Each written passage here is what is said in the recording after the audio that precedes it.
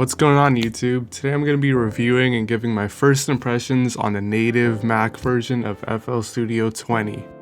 Now, before I get too much into the review, I just want to mention that this video is from the perspective of switching from running FL Studio on a PC to a MacBook.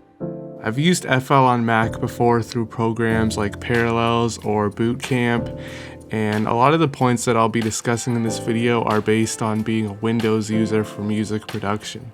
Also, I encourage any music producers out there to check out my podcast called The Creativity of Beats, where I talk about music production, selling your beats, interview some guests, and more. The podcast is available on SoundCloud, Spotify, Apple Music, Google Play, Stitcher, and more, with new episodes every Saturday morning. So, FL Studio on Mac. Thing that us producers have been waiting for what seems like forever. Sure, you could run FL through Boot Camp, but I know a lot of us wanted something native and natural to Apple's operating system. I know a couple years ago, they also had an OS X beta version powered through Crossover, a software to help Windows programs run on your Mac. I used this OS X beta version for a few months full time, but it found that it was too buggy, and a lot of my favorite VST plugins wouldn't load or work properly. So finally, Native Instruments has given us a native Mac version of FL. Why didn't they do this earlier?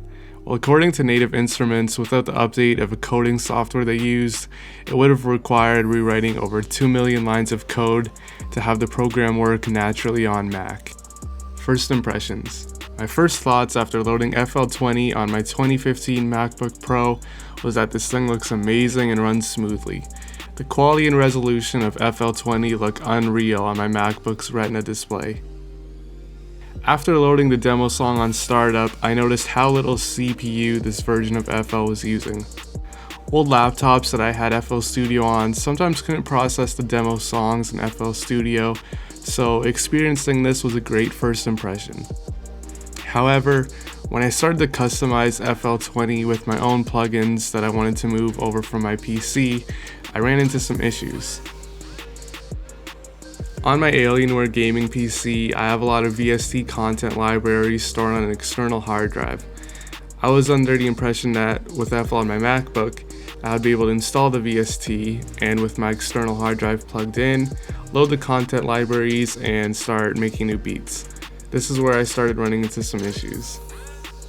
I don't know for sure if it's an issue by FL or how I've installed the VSTs, but the difference in operating software from Windows 10, which is what I primarily use in my studio, to High Sierra made it difficult to get up and running, and I still haven't found the solution.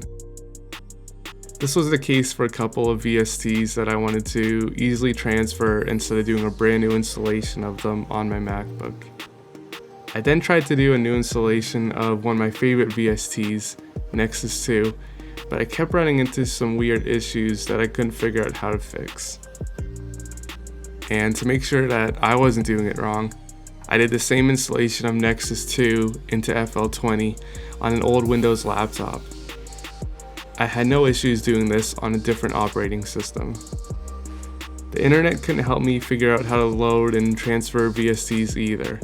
I'm guessing it's because it's a brand new version of the software and there aren't a lot of guides on this topic, and majority of review videos so far I found were just using stock plugins instead of third-party plugins. I'm sure that this setup would go a lot smoother if you're doing a clean installation of all your VSTs and content libraries, but if you're planning on upgrading from Windows to Mac and want to easily bring over your data, you might experience the same issues that I had. Regardless, I still think that FL20 on Mac is a step in the right direction. I know after years it's finally happening, and I'm confident it'll be smoother to load third-party VSTs with future updates. Besides trying to load my favorite VSTs, I've been using FL20 on my MacBook as a mobile setup to quickly put together some guitar tracks when I was recording away from home with a friend. We'd record some loops, load them into FL to hear how they sounded, and then when I get home, I'd transfer the project file to my Windows desktop computer to do more work.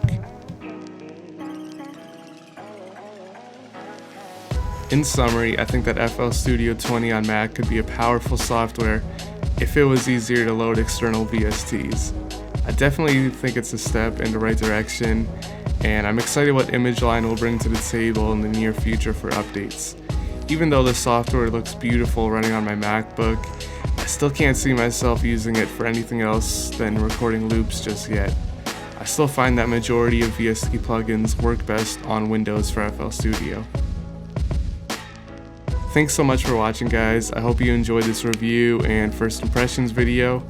Please leave a like and comment of your impressions of FL20 on Mac, and make sure you hit that subscribe button to help me reach that 100K mark soon.